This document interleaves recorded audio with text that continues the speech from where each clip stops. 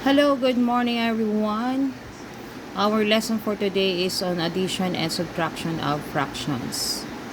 Okay, so listen carefully while be discussing the different cases in adding and or subtracting fractions.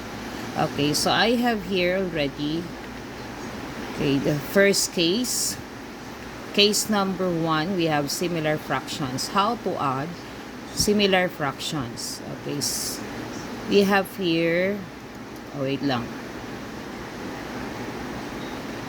So since they are similar, simply add the numerators. Okay, the 4 and the 6. So that is 10. Then copy the common denominator, which is 5. And then reduce your answer to its lowest term. Since 10 divided by 5, that is equivalent to 2. Okay.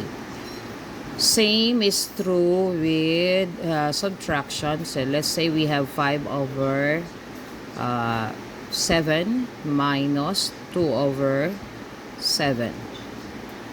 Okay, so we only subtract 5 minus 2, so that is 3, and then copy the common denominator, so that is 7.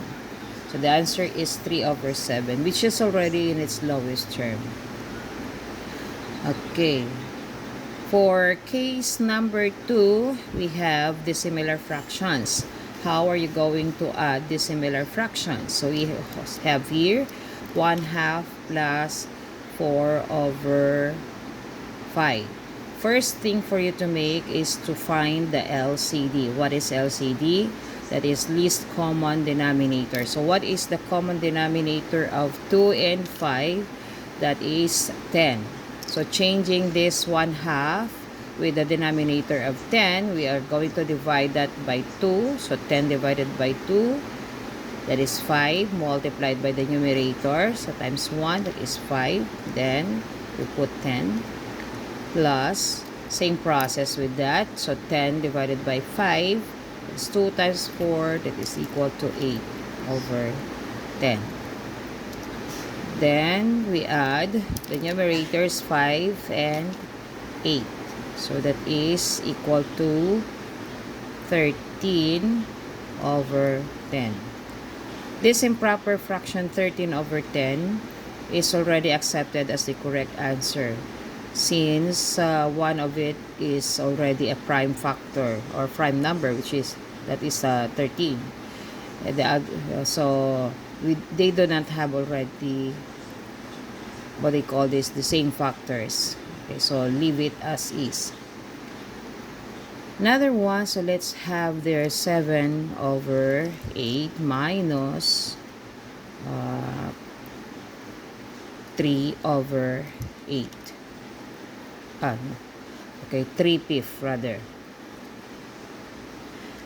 So find the LCD of 8 and 5, which is 40. So 40 divided by 8, that is 5 times 7, that is equal to 35 over 40, minus, then 40 divided by 5 is 8 times 3, that is 24 over 40.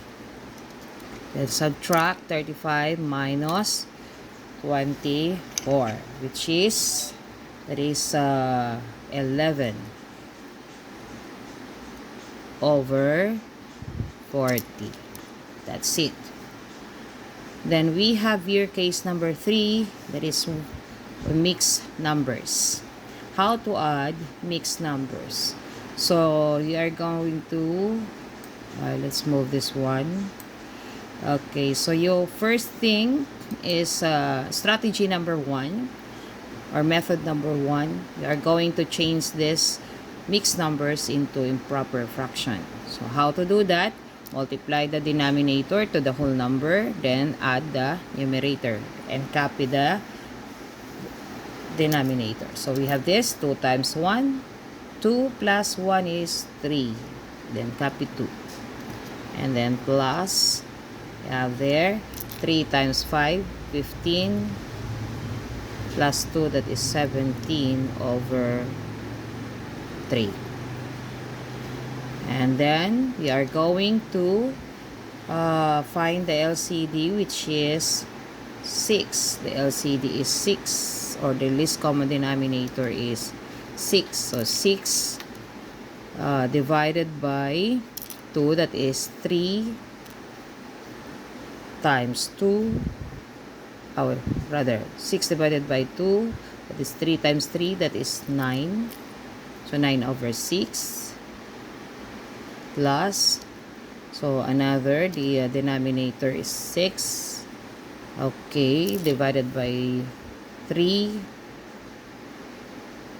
that is 2 times 17, that is 34. Again, 6 divided by 2, that is 3 times 3, 9. 6 divided by 3, that is 2 times 17, 34. Then, add 9 and 34, that is equivalent to 43. Then, copy the common denominator. Another method is to separate the whole number, add the whole number. Okay, so we have 1 plus 5. That is the whole number there. And then for the fractional part, we have here 1/2 plus 2/3. Okay, and then for the next step, so we have 1/2 there, 1 plus 5 rather, so that is 6. And then we'll proceed to the fractional parts, finding the LCD, which is 6, and this is 6 divided by 2, which is 3 times 1, that is 3. And then the other one, we have the denominator of 6 divided by 3, that is 2 times 2, we have 4.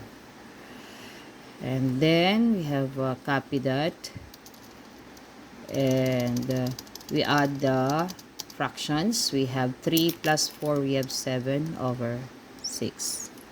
And this 7 over 6 is equivalent to 1 and 1 over 6. Okay, how is that happen? So 7 divided by 6, that is 1, and then we have a remainder of 1, which is the new numerator, and copy the denominator. And then we have here for the final answer 6 and 7 6, or we have here adding the 1 and 1 6, so that is 7 and 1 6. Okay, is that answer same with 43 over 6?